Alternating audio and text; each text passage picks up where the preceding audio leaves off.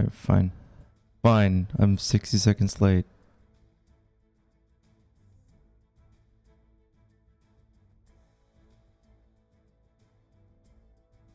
Boom, boom, boom. I'm live driving train.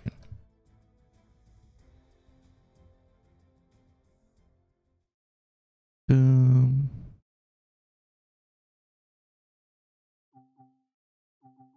Yeah, whatever.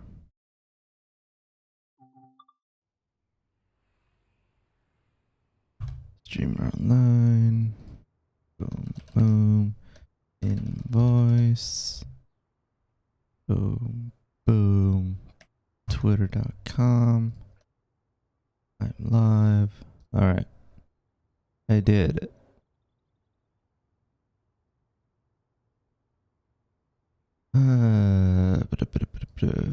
Let's see. Got the game thing up. Oh yeah, I was gonna forgot.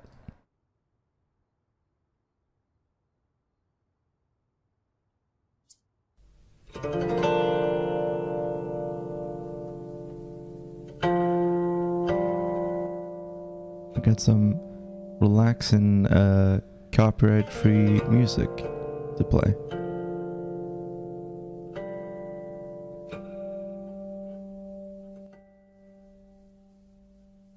Hang on.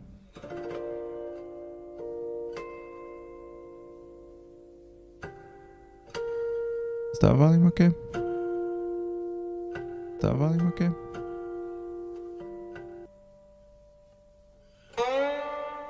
It's kind of hard to tell.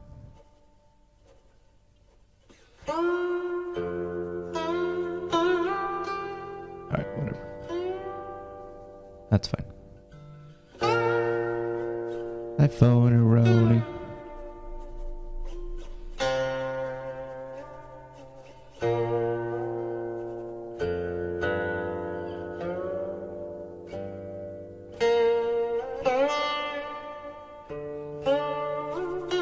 Let's see, I'm gonna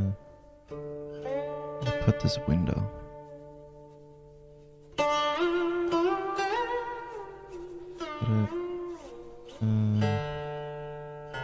Put it over here.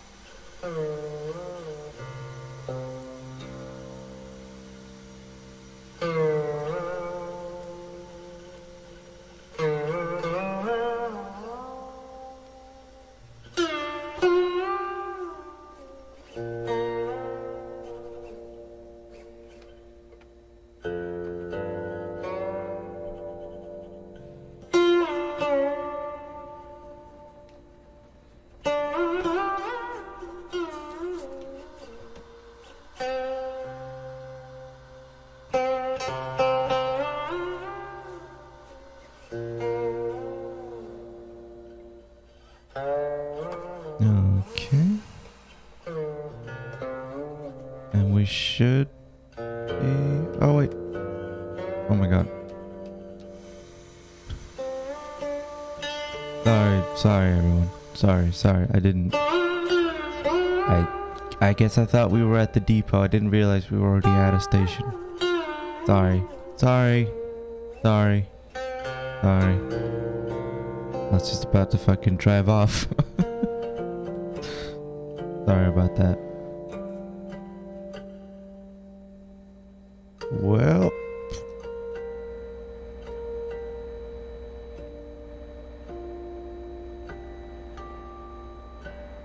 Yeah, who cares about the passengers? Is everyone doing? Where's everyone? Hello? Passengers? Passengers?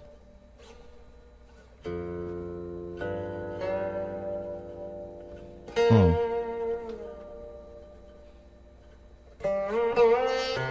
I don't see any passengers. I guess it's a late train. Maybe no one is. Maybe no one is riding this train today. Well, I mean, who rides the train in California, right? I guess that might be accurate.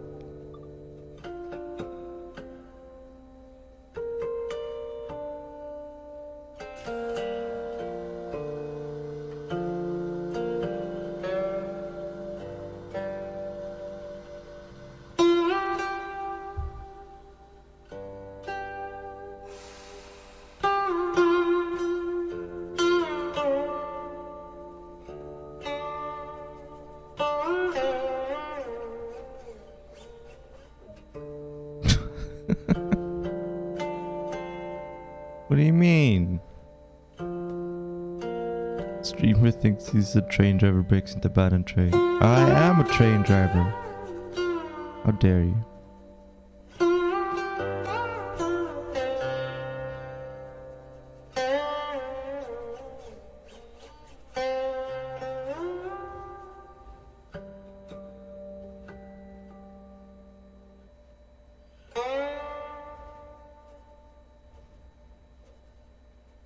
Okay.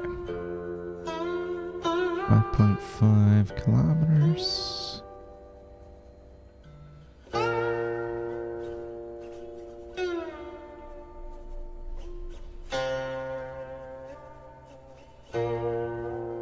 Oops.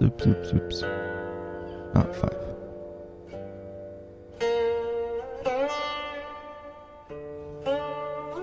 These old diesel trains, they're fickle beasts. Gotta be gentle with them, or the engine will blow up. Probably. Or more likely, it'll just kind of get stuck.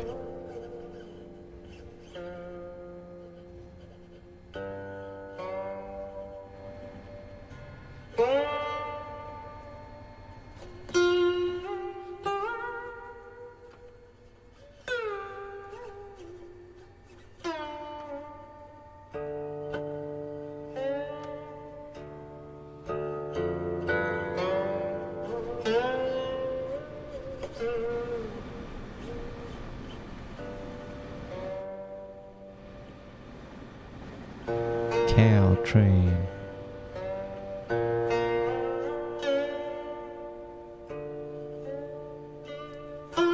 Cruising light.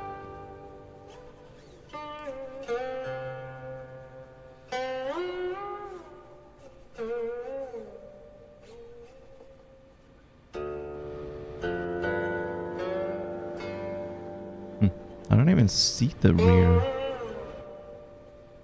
headlights. Headlights rear. I don't see anything back here.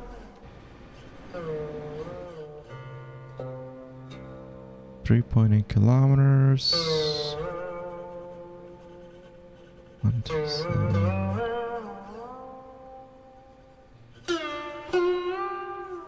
Oh, that shows the miles per hour. I see. We're going 66 miles per hour, which is 108 kilometers an hour. That's useful information to know, I guess. Maybe? Is it? Imperial units are confusing. Alright. I think we can kill the throttle and just coast our way to victory. The brakes on this thing is pretty good though. You can brake fairly fast. Not that you necessarily want to, you know, lose all your speed at once, but you could.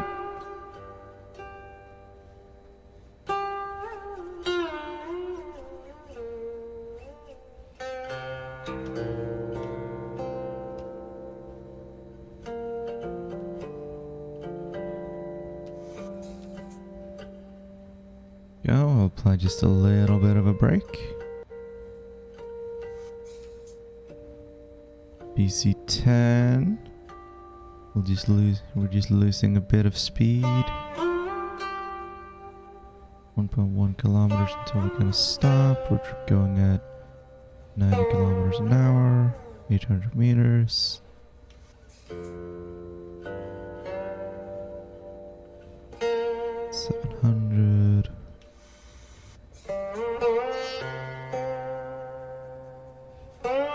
Meters, 60 kilometers an hour.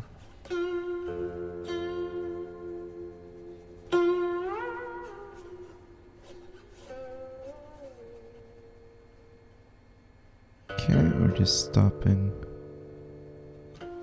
right up ahead.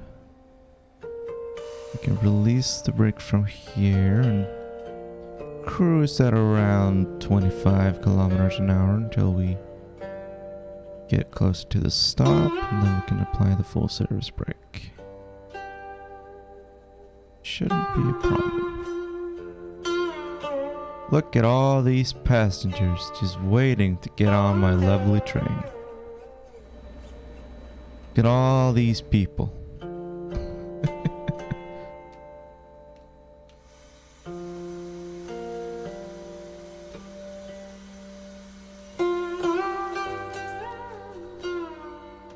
Oops. Stopped a bit early there. Just found your YouTube channel a couple of days ago. Very good stuff. Thank you. That's so nice. I want to get back to doing more YouTube stuff. It's just hard sometimes, you know. Oh, I got two people here. Two people who maybe want to get on our lovely train. I stopped a little bit early.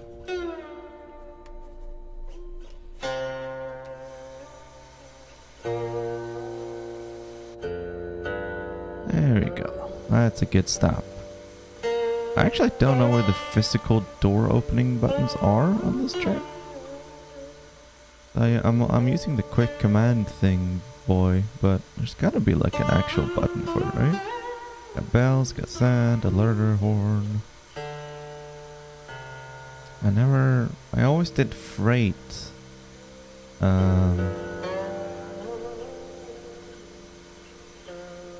Why are we on 24 or 6? Shouldn't we be on ladder dead? I'm not sure. I'm not entirely sure what the difference is. Or well, maybe since we only have one locomotive, that's why we are on 24 or 26.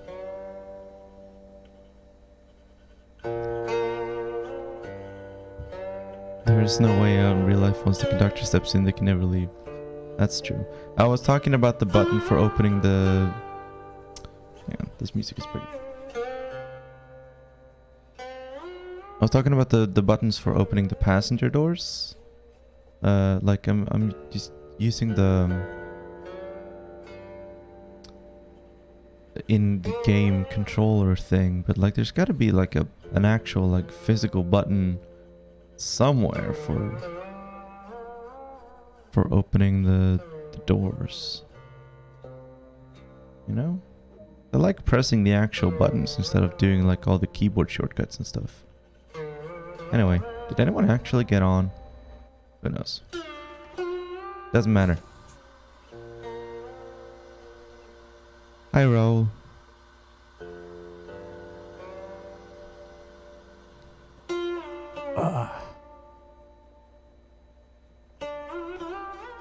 Makes sense why there's so few passengers. This is the US. Yeah, I have heard from reviews and stuff that it's a very realistic simulation in that the American train services are shit because that's how they are in real life. Like using like extremely old and outdated train models and people never using the train and stuff like that and always being late. Like, yeah, no, that's correct. It's true to life. I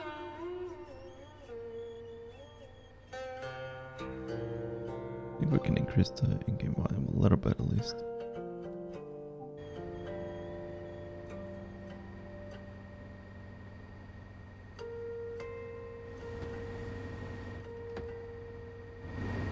Can I visit the passengers using the free cam, or is that... I could potentially open the doors while the train is in motion, but I don't really want to do that. Can I look in through the windows? Hello? Passengers? Oh, there's a passenger! Hello? Wait. Hello? Are you enjoying the train ride?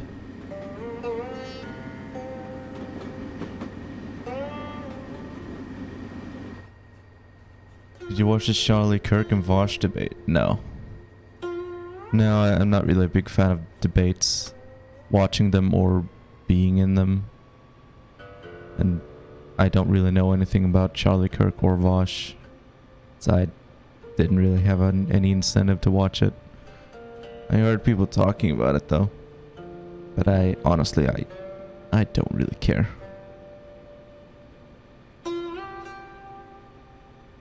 I mean, if Vosh gets people to like read Marx or whatever, and like debating Charlie Kirk is a way to get that to happen, then fine.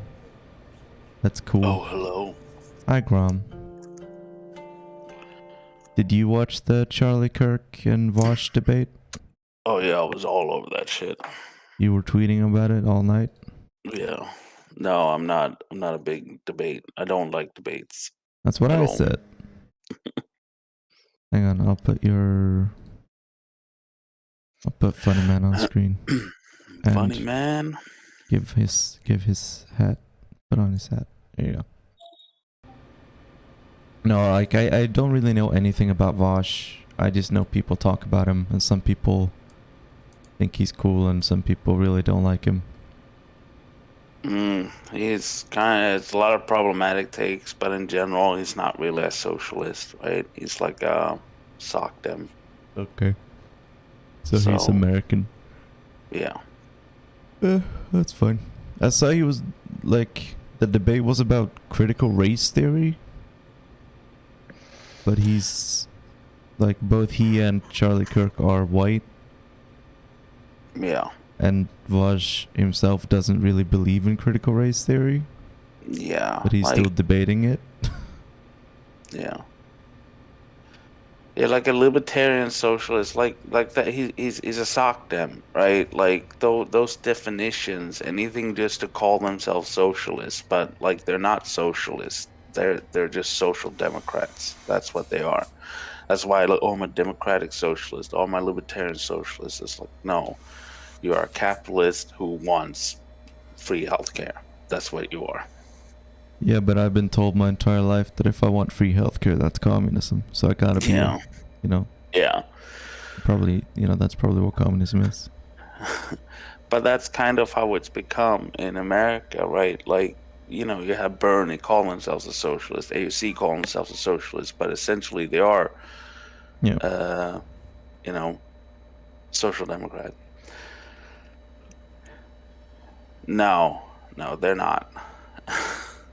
They're not anarchist or anything like that. They are like, so the whole thing is kind of like this kind of like they want capitalism, but with co-ops, right? And people on Twitch have kind of construed it that that's some form of anarchism. It's not, right? It's like a trap that I've seen quite a few people fall into. That like, if we just take every company and turn it into a co-op and don't do anything else, then that is socialism. Like, workers' cooperatives competing with each other in a free market, with like you still have consumerism, you still have currency and free market economics, but like that's socialism somehow. Yeah, and that's the stuff also that what's it called? The Greek guy from Gravel Institute. No idea. Giannis. He's like the former finance minister. He got like booted out because he was too friendly to China. Mm. He advocates for some kind of like co-op, like you know, co-op capitalism kind of thing where you're only allowed to own a stake in a company you work for. Yeah. Which is there's the same issue. Mm. Really, it's still consumerist. Yeah. I mean, like, if it serves as a way for people to get interested in Marxist ideas, and like, in the way that like the Bernie Sanders campaign served as a way to get people interested in socialism, and reading like Marxist theory and actually becoming socialists, then that's fine. But as an like an end point, co-op based market economics is not socialism fundamentally. It's still a capitalist mode of production, and it falls into the same problems of being unsustainable in the long term, and still creating, there's still a division of labor, you still have the specialization of labor, you still have alienation, you still have, profit motives, and like, what's the word, like perpetual, the need for perpetual growth. I have read towards a new socialism. It was a long time ago. I didn't feel like it was that controversial when I read it myself. I didn't react to it very strongly. I thought it was, a lot of like, I'm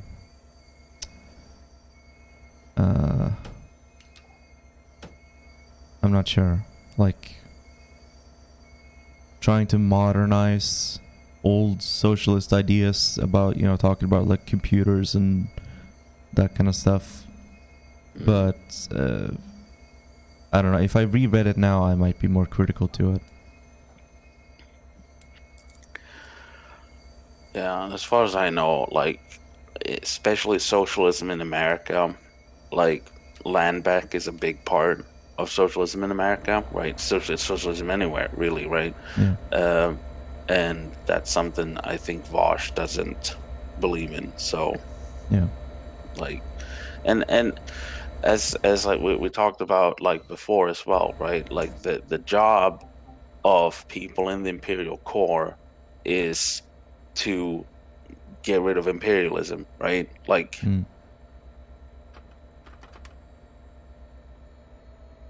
Yeah. and that's something that yeah, Vosh is quite imperialist. Wow, can't believe you'd say that about Vosh. But it's like, yeah, there is this thing with Americans just coming up with different variations of socialism, right? But I mean, when it comes down to it, it is social democracy. It is you're maintaining the capitalist mode of production while instituting some kind of like alleviation for the people in the imperial core, right? Yeah. And that's it. You want to create a comfortable labor aristocracy. Yeah. Hello, like, mama. Hey.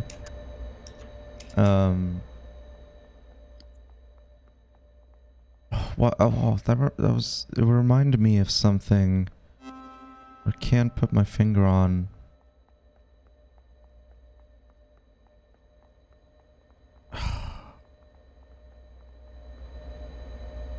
But yeah, I mean, basically, like, social democracy wants to focus on,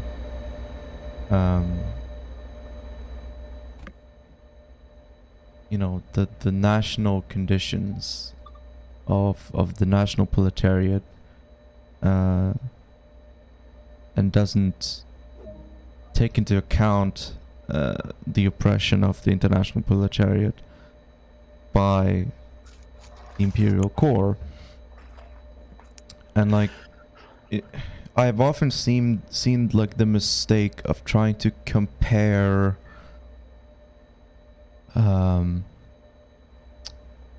like trying to compare the US political system to the Cuban political system, like on paper, like in theory, like not talking about the actual realities of the system, but talking about how, you know, the on paper the US system is democratic and the Cuban system is bad, and like, oh, the Cuban government is good, but the American political system is technically on paper superior, and that kind of thing.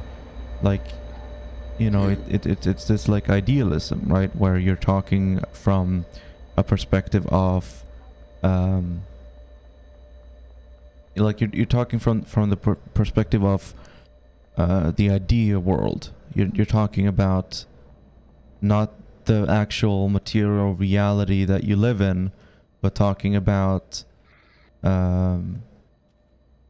like this hypothetical world that doesn't exist, but you know, how am I supposed to get in here? I guess just go in here. And yeah, like talking about like the Cuban system and the American system as if they exist in the abstract and they exist independently of each other and independently of the world itself, not realizing that both the Cuban and the American political systems are results of, you know, the material reality that we live in. Yeah. Yeah. Oh, hello.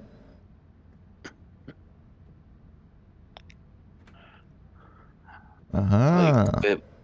these like kind of like remind me from like a cattle cart, Yeah. hauling people like cattle.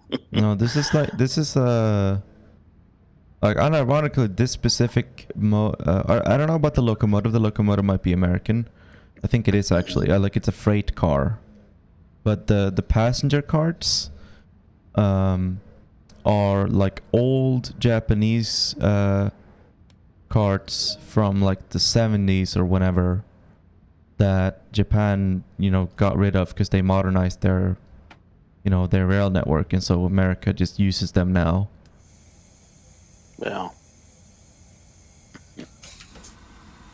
And that's like the fucking pinnacle of American public transport. This like ancient Japanese passenger carts drawn by a freight train.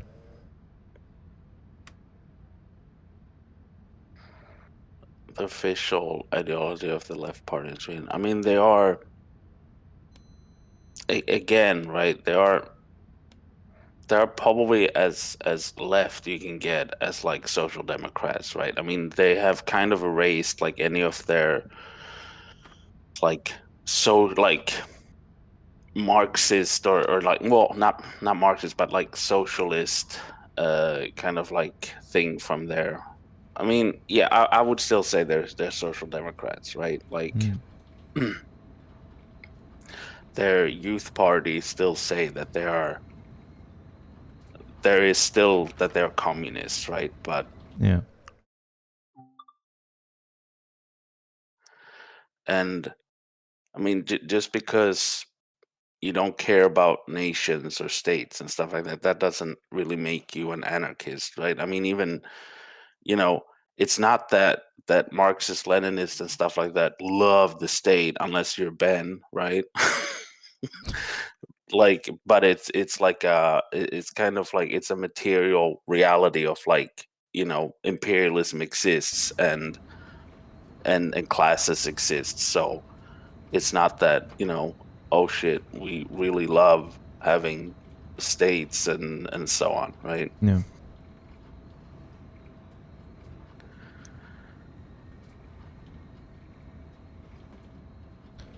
They removed NSB for YS. What is that? They removed New South Brunswick for Yorkshire. No, I have no idea.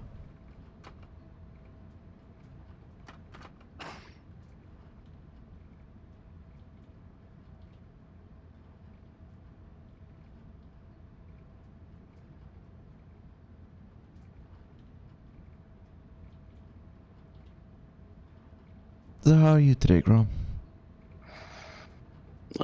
I'm alright. I was supposed to work out today, but my stomach is not 100%, so I didn't want to go. Yeah, alright. But other than that, I'm fine. I am Yeah. fine. I How are you wanted to with work out sure? with you, but Yeah, I guess never mind. never mind.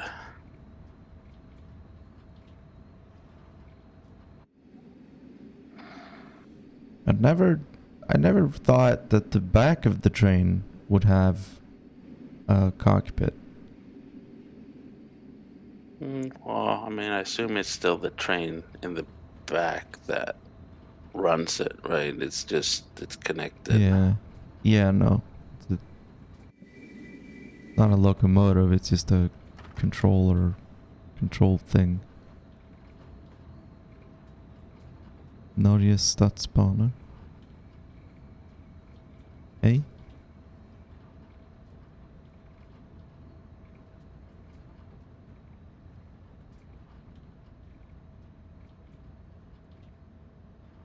Oh, they built the rails in Norway? Mm. Or YS? I don't know what that means either. Like the building of rail, like the building of railroads is going to be privatized in Norway? Is that what you're saying? Or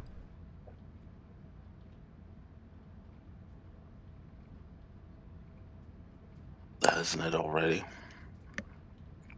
not the building of the rails themselves, I don't think.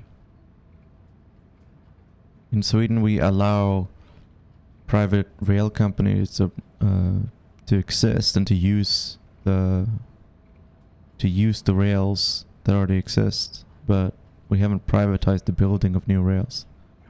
It's the same with the internet and phone lines and stuff like that. Yeah, The state builds it, or else we wouldn't have coverage everywhere. yeah, yeah. Because The private state builds it and institutions are private. not good at that. Yeah,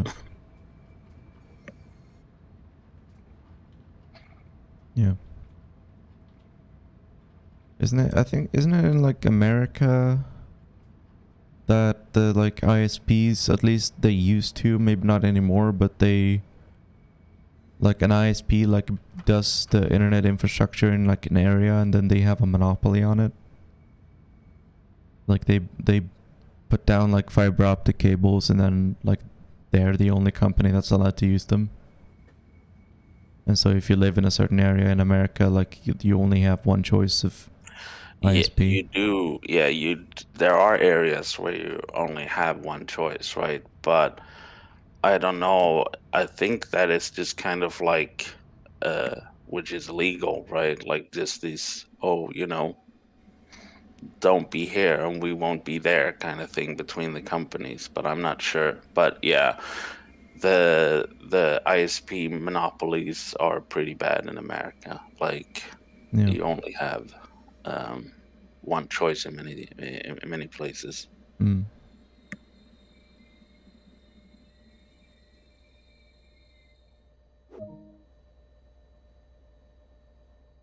which is why Americans pay so much for their internet. Like it's I think it's pretty cheap in Sweden.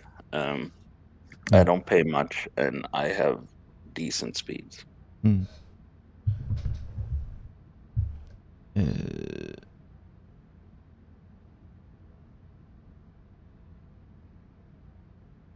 hang on. Car wash? What? Um, go up. Here, okay. Got it.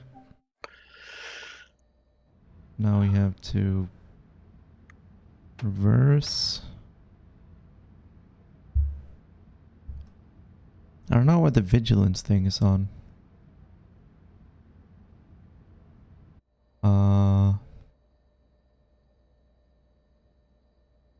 Okay.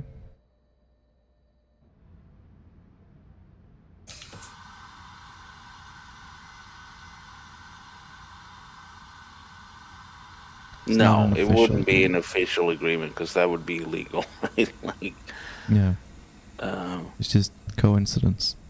yeah.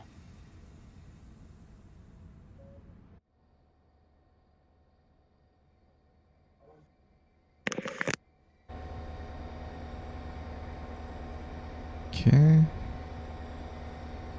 Take it slow through the car wash. Or the train wash.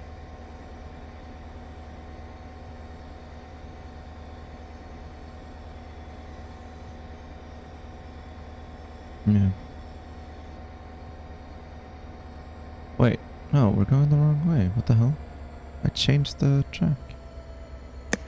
Maybe you didn't go far enough back. Yeah, I might have been on the same track, I guess. But I stopped where it wanted me to stop. I thought you were like a tiny bit short. Well, yeah, a little bit, but jeez. Municipalities have contracts with ISP, which causes the problem. Yeah, I can see that.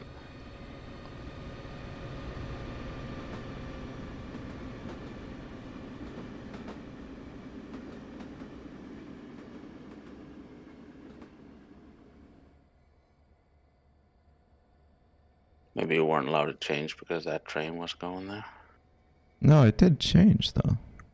Mm. I'm pretty sure.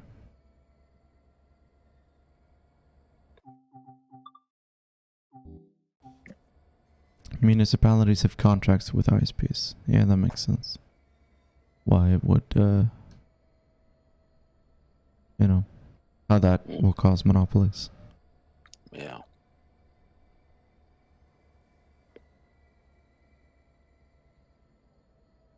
Okay. So. Boom. Boom. Oh, I see. I changed this one, but not that one. Okay, now. Now it should work. Reverse. Throttle 4. Chugga, chugga, chugga. Maybe.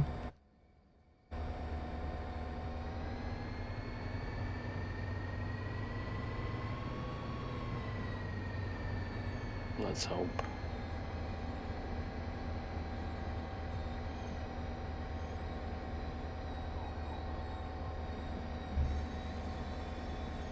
Yep. Choo choo. I hope none of the passengers stayed on. Wait, I think I saw a passenger. I think I saw a woman Yeah. who was still on the train while we're not stopping anywhere. We're just going through the wash. Going through the car wash. Train wash. Train wash. Get it right.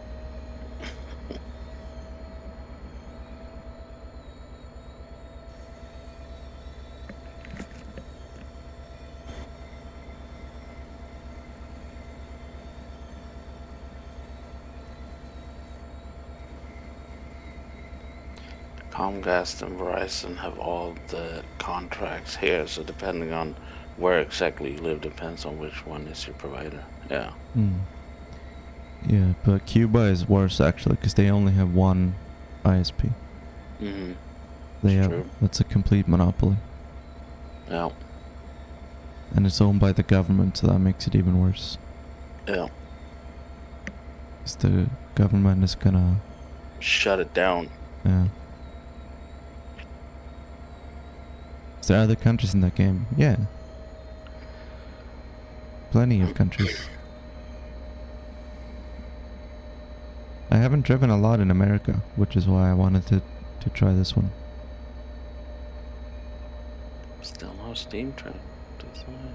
It's a diesel train. It's as close as we'll fucking get.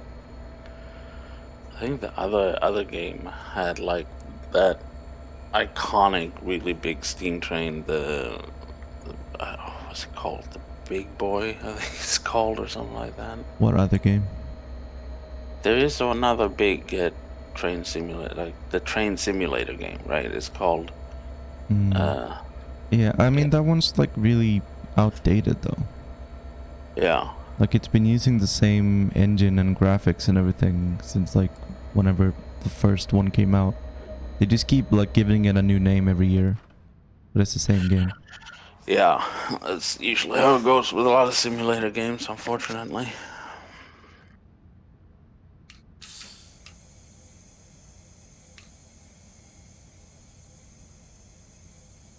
I think that's illegal. For like, well, like I think teachers are supposed to be politically impartial, right? Which is ridiculous in itself, right? But because we know what they mean by that is like you're supposed to teach the status quo, right? Because that's apolitical. But sort of. I mean, the rules basically amount to you can't be overtly political.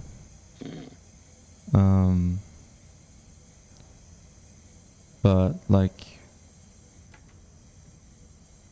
I don't know. There isn't really like a mechanism for deciding if a teacher has been political when, you know, in the way that they're teaching their history, you know.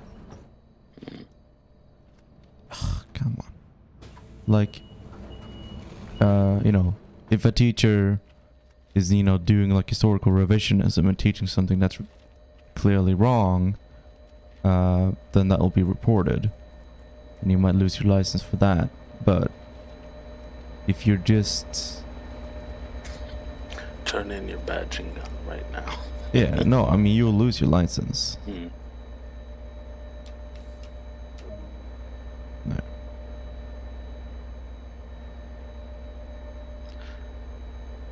I mean, I think you have like freedom on like what to teach, right? Like, so I think it's more about that, right? Because like, I remember when I was in Convox, like that guy, for an example, spent a big chunk of the time on like the Berlin Wall and stuff like that, about the horrors of the Berlin Wall, right? Which is like, you know, that's up to him. I don't think that's like, oh, you have to teach about the Berlin Wall, for an example, right? No, teachers are... They're free to pick what's called stuff, which means the educational material for a specific course. And there are certain approved textbooks. Basically, you're free to choose which textbooks or educational material that you want to use for a course, but it has to be published legally in Sweden, which means it has to go through the academic, approval process. So you can't teach whatever you want with no foundation. You need something that you are at least nominally basing your education on. And that has to be approved. But you are free to pick which textbook or which educational material that you want to use for any given course. So long as what you're teaching is, historically correct. From a, from a historian's, history teacher's point of view. You can't teach things that are not true, and you can't lie by omission, for example. Like, you can't skip the Holocaust, for example. If you're a Nazi teacher, for example, you're not allowed to just like not talk about the Holocaust or gloss it over. I think actually the Holocaust is like one of the few historical events in history that you have to talk about explicitly. Because a lot of history courses, I can bring it up actually, because this might be an interesting conversation. Let's see. I can show how it works.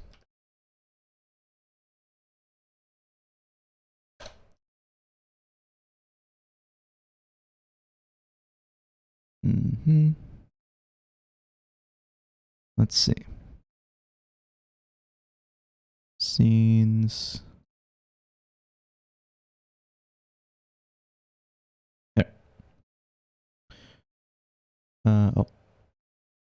Subject history. So this is history, the history subject in high school, what we call gymnasiet. I'm not sure why it's so weird. Hang on.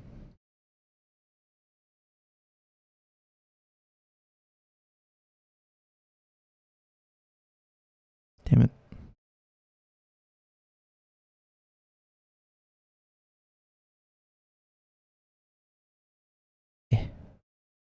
There.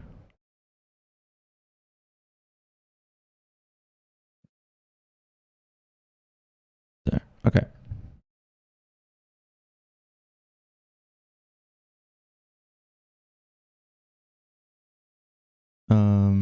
Wait, why is it?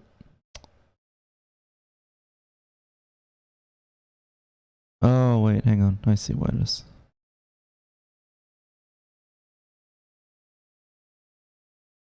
I've just,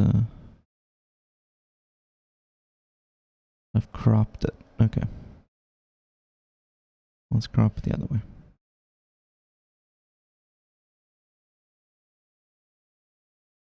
Okay. Can probably do Google Translate. It should be okay. Subject history. History is both a humanities and social science subject that deals with the individual's conditions and society's changes over time. People's opportunities and choices for the future depend on both actions and events in the past, as well as contemporary interpretations of these. So this is basically the official, like the official curriculum, basically. Like this is the guideline that teachers have to follow when they're teaching history, and everything, like, you're allowed to teach whatever you want, so long as it's based on historical documents and published historical books. That's outside of this, so long as you're following the purpose, the outlined purpose and the general guide. Because the goal is to make sure that by the end of the course, you've taught your students how to do the following: knowledge of time periods, change process, events, and people based on different interpretations and perspectives; ability to use a historical frame of reference to understand the present and to provide perspectives on the future. So these are the things that students have to know by the end. Ability to use different historical theories and concepts to formulate, investigate, explain, and draw conclusions about historical issues from different perspectives. Ability to search, review, interpret, and evaluate sources based on source-critical methods and present the result with varying forms of expression. Ability to investigate, explain, and evaluate the use of history in different contexts and during different time periods.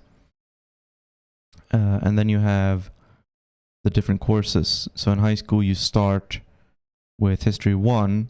History 1A is the shorter one, generally considered to be the easier history course, which is for usually for students who aren't in a program that's like for the humanities. It's the basic history course. And then History 1B is the more advanced history course for the first year students. And then you have History 2 and History 3. History 2B is the more advanced for second year students. So if we look at the first basic history course, 1A1. The central content is the most important thing. So these are the things that you have to teach the first year of history for,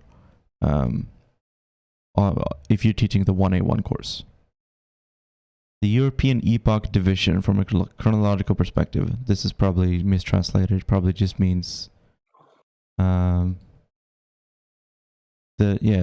different European Time epochs periods. from a colonial Yeah. perspective, from a chronological perspective, from a colonial perspective too. Prehistoric times, antiquity, the Middle Ages, Renaissance, and the Enlightenment, certain selected processes of change and deepening. From a problematization of historical time divisions depends on cultural and political conditions based on selected areas, why the concept of the Viking Age was introduced in Sweden during the late 19th century, or comparison with time divisions in any overseas cultural sphere such as China or India. Industrialization and democratization in the 19th and 20th centuries, as well as important global processes of change and events, such as migration, peace efforts, resource allocation, and increased prosperity, technological development, international cooperation, human rights, gender equality, colonialism, dictatorships, genocide, and conflict. So those are examples of what you can teach. But the only real, the key is you have to teach about industrialization and democratization in the 19th and 20th centuries, and the important global processes of change and events. But you are more or less free to choose what you mean, like what you think are important global processes and change and events. Like basically what the important historical events during the 19th and 20th century were. You are more or less allowed to choose for yourself and use your own what's the word? Prerogative, I guess. Historical source material that reflects the role of people in political conflicts, cultural changes, or women's and men's attempts to change their own or other situation. Different perspectives based on, for example, social background, ethnicity, generation, gender, and sexuality. Generation. Oh no, that is generation. Okay. Interpretation and use of different types of source material in digital and other forms. How individuals and groups use history in connection with current conflicts and collaborative efforts. And then knowledge requirements. This is basically how you grade a student. You have to grade a student in accordance with these guidelines. So I can give a student an E, which is a passing grade, if they fulfill all of the criteria listed here. So the bold text översiktligt overview, it means to explain something on a surface level. Basically, not a student like they might not be able to understand something on a deep level, but they can on a surface level explain certain things. The processes of change, events, and people during different time periods, and different interpretations of them. The student can give an overview of the course, of the change of process and events, as well as their causes and consequences. Student gives examples of some individuals and briefly explains their significance for different events. Student gives simple examples of and explains in an overview the connection between events in the past and conditions in the present. Student can draw some simple conclusions about what events in the past and conditions in the present may mean for the future. Student can with some certainty search, review, and interpret source material to answer questions about historical events, make simple reflections on the material's relevance.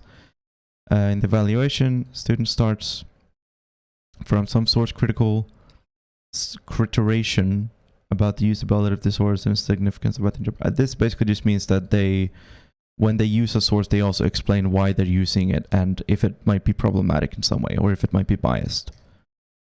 Student can give an overview of some historical events and happenings that have been used in different ways. Give an overview of why they have been used differently. Student gives some example of different ways using history evaluates simple judgment their significance for contemporary events and happenings.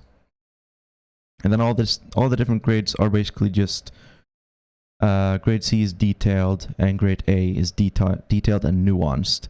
And nuance is probably like the hardest criteria to define because like, okay, give an overview of World War II. It's pretty easy to imagine what an overview of World War II is.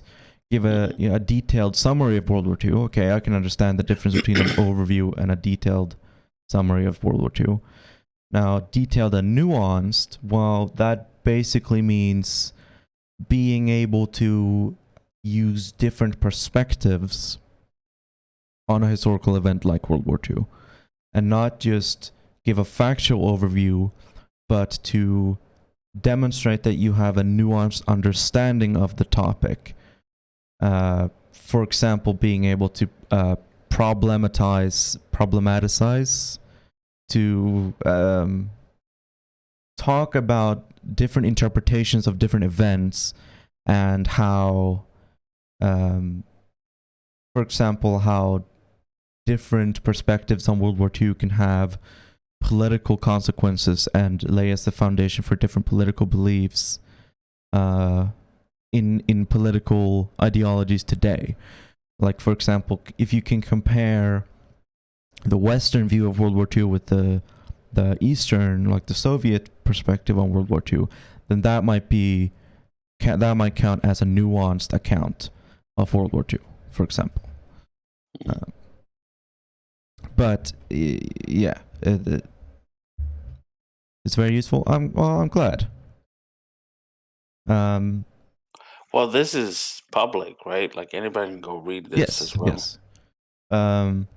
This is public, and I encourage students on all my courses to look up these pages. They're on Skolverket. I think when I was in Comvux, we were actually given something similar, like that told us how we would be graded. Like this is what we're expecting of you at the end of the course, right? Like, yeah, nuanced. Nuance basically means you're not just giving a single perspective on something. So something that even if you give a very detailed account of something, if you fail to have nuance, if you fail to have different perspective, or if you fail to kind of pose questions or to, what's the word? Like kind of acknowledge the gray areas, and acknowledge that there are different perspectives and different understandings and what those different understandings can mean, then that can be a more nuanced understanding of a topic. yeah.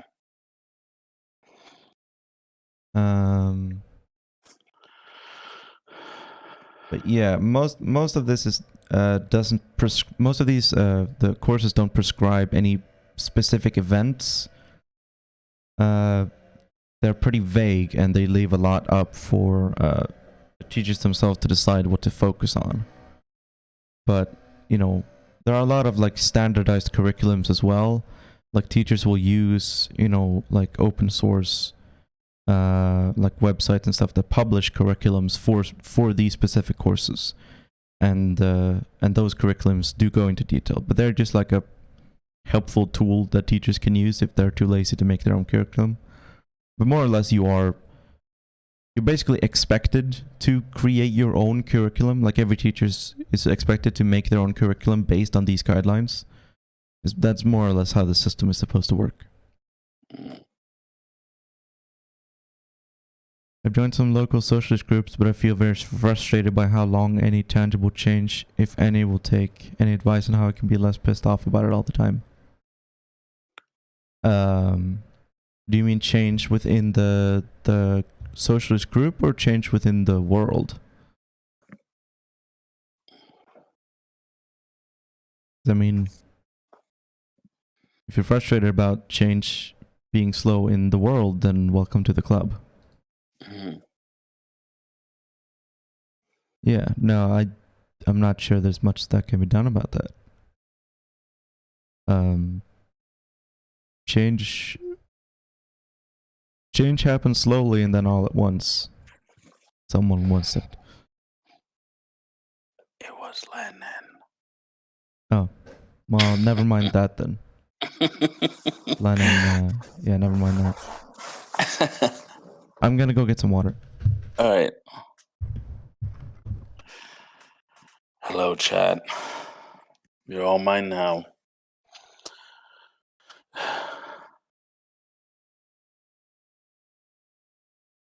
Yeah, it is. Being political on the left and stuff like that is just very frustrating in general, right? Like, cause you know, I've been a socialist or a communist for over 10 years now, and it's yeah, that's why I say I'm in a love-hate relationship with politics, right? Like it sucks. I hate it, but at the same time, it's yeah, just do what you can, right? Like I don't know if you're in socialist groups, right? You can. I mean, if you're in a socialist group, like you can do things that will improve things for people in your vicinity, right? Like, for example, find out like what are some of the needs in the community in which you live, right? Do you have like a big homelessness population? Do you have a lot of immigrants? Like, is there anything you can do to organize around? Like, if you have homeless people, is there like something you can do to, I don't know, make sure people have food, right? Or make sure people have shelter and so on, right? Like just things like that, the mutual aid aspects. Because uh, with Vosh idea, oh no, no, don't agree with Vosh, please. Vosh's view on what? I don't know. Bigger fan of you. Bigger fan you are of Obama. Obama is a war criminal. I'm not a big fan of Obama. What's your problem with war crimes? Exactly. Yeah, 80% of the casualties under Obama's drone program were civilians. Yep. That's just collateral damage. Like, What the fuck? oh damn. Okay then. What the fuck is that? Was Trump worse or better than the average president? Trump was average. Yeah. Trump did pretty much everything every other president did. Yeah. He was like, the news just reported on it, but all the shit he did, basically every other president did as well. It Like, might have oh, you been bombed Syria. Like, yeah, so did Obama. And it was like the first thing Joe Biden did when he got into office. Like, yeah, that's true. Yeah. presidents bomb Syria. That's what they've been doing for a long time. Yeah. The only thing that like, well, that doesn't make, I mean, that might have made Trump a little worse for America, right? Is just the fact that his office, they weren't very good at keeping good relationships with their imperialist buddies, right? Mm-hmm.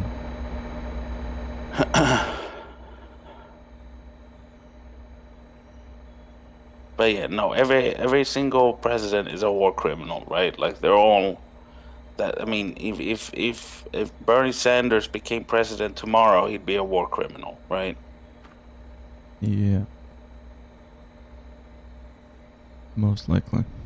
Hmm. I mean, it's just about like the institution of the presidency itself. Like, the president is part of the National Security Council. Like the. Hang on, I have to bail off.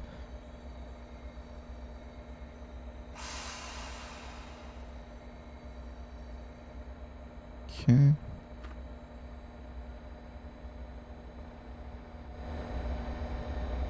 Something happening? Yes. You hit the self-destruct button.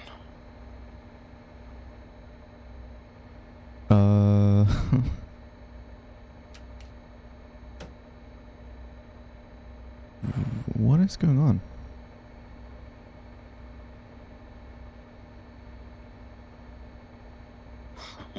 Yes, they do.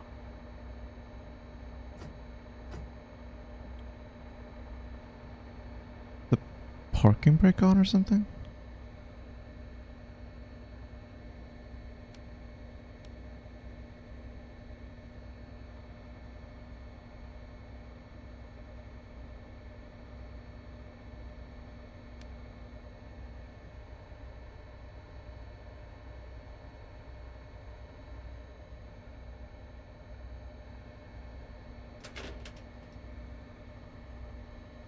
All American trains have self-destruct. You know, that makes sense.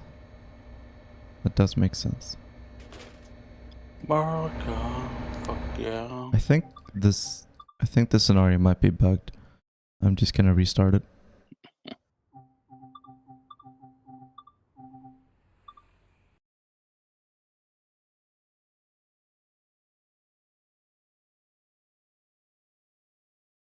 You already thrilled about Laschet becoming the new Chancellor of Germany? I'm not really into German politics at all. Is that the Green Party guy? Laschet? What are you talking about? You talk a lot about German politics Yeah, compared to totally. me. You know? What the fuck? What have I ever said about German politics? I don't know. You made that whole chart when you were making that video, remember? Oh, well, yeah, but it was only because some guy was saying that the Die Linke was communist. Someone was wrong on the internet. Yeah, exactly. So I spent the next 2 weeks editing a video. Well, fucking, I don't know. CDU. Yeah, no, I looked it up. Yeah, he's CDU. Yeah, sure. I love the Christian Democratic Union. I love Christianity.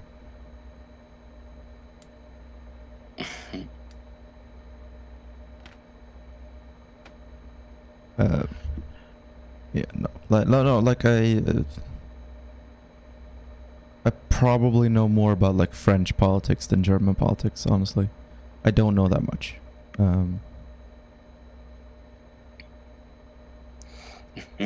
Let's say Ben. Yeah, we listened to Ben. Yeah. No, I don't know. I like all music. Like it's just music that are good, but I do have an odd taste for Russian doomer music. I fucking love it. Doomer music? Yeah. It's like the most depressing stuff ever, right? And it has like a really I don't know. It's super depressing sounding. It's like I haven't checked the lyrics on all of them, but it's like it kind of in keeping with that whole doomer thing about how we're all fucked essentially and how like, you know, That sounds fun. I mean, it sounds good, and like I don't know, like that kind of like depressive stuff just feels a little bit home to me. Like it's weird, but like I like it. That's why I like the Swedish noir feel, right? Of in movies and stuff like that. Mm-hmm. Yeah, I guess. What bands and or artists? There is a. Let's see. Where?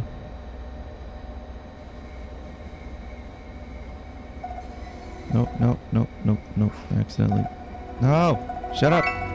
Shut up! Oh my god, where's that coming from? Shut up!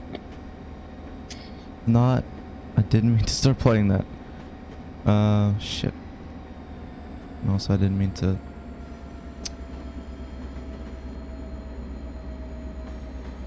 Where is it? Here, Jin Chuan on YouTube. Here, I'll post her channel in Twitch. She's gotten me on Guqin music. The traditional like Chinese like harp kind of thing. It's like the It's a conspiracy. Graduated from Wuhan Conservative of Music. Damn. Oh my god. Is that on her YouTube? Yeah. On her It's about page? on her about page. I've studied for 18 years, graduated from Wuhan Conservative of Music. Studied for a master's degree in France, like street art, likes play Gusheng and hopes to introduce Chinese music to the world. Respect for originality. This is my only YouTube. Yeah. No, she's done. She like plays the gucheng and like traditional Chinese music, and then also like modern music on the gucheng with like a very cool like traditional sounding sound. You know that traditional sounding sound? Yeah, yeah. You know Very what? traditional. Yeah. Yeah, like she does like street performance and stuff, and yeah, that she's gotten me to listen to more gusheng music, which I like. It's got a very nice vibe to it. Yeah. Vibes, dude. Vibes. Yeah. Oh, we were listening to it before you came in here. I heard a little bit of it like when I was like getting ready to go on the Discord because I was sitting here while I was changing Ben's Nightbot stuff around. Yeah. Hello, Chronos. Welcome. My man Media likes Social Distortion. I have not heard Social Distortion. Soviet Wave. Soviet Wave is sad. Like Yeah. it has that kind of like But doomer music is not. No, but it's like actually sad. Like doomer music, it doesn't make me sad, right? Like it is supposed to be sad, but that's not the effect it has on me, right? But like Soviet Wave, it has that kind of like futurism Yeah. feel to it, but it's like a lost futurism. Yeah. Like someone used to believe in it, but now it's like it's gone horribly wrong and it's not there anymore, and that's sad. Yeah. There's a word for it, I think. Like nostalgia for something that never existed. Mm. But yeah, like you you can get pretty sad looking at like old, not even just Soviet retrofuturism, but just retrofuturism in general, because a lot of it is just about like optimism for the future. Yeah, About nothing how- is like, oh, Bitcoin. Yeah.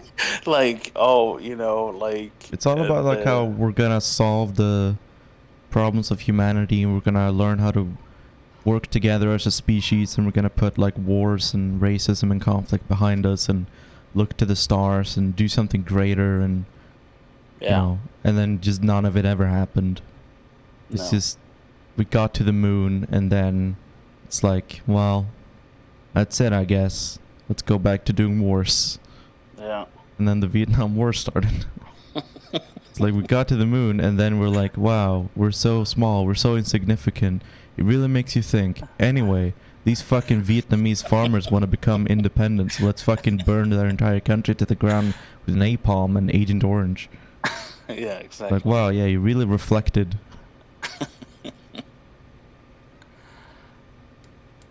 Well, at least Neil Armstrong wasn't, the one pushing the, or giving the go-ahead for the napalm or whatever, but... Yeah. Yeah.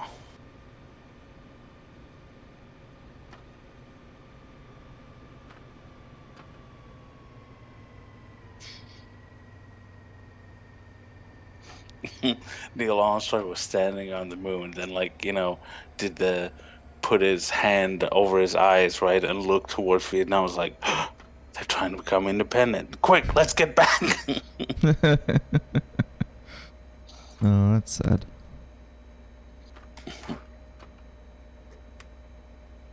He was Air Force, yes, he was. Yeah.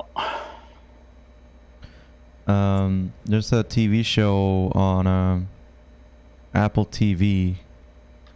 Apple has their own original shows now for some reason, called For All Mankind, and it's an alternate history about if the space race never ended, and well, the Cold War, well, no, yeah, no, like the space race didn't end, and the Soviet Union were the first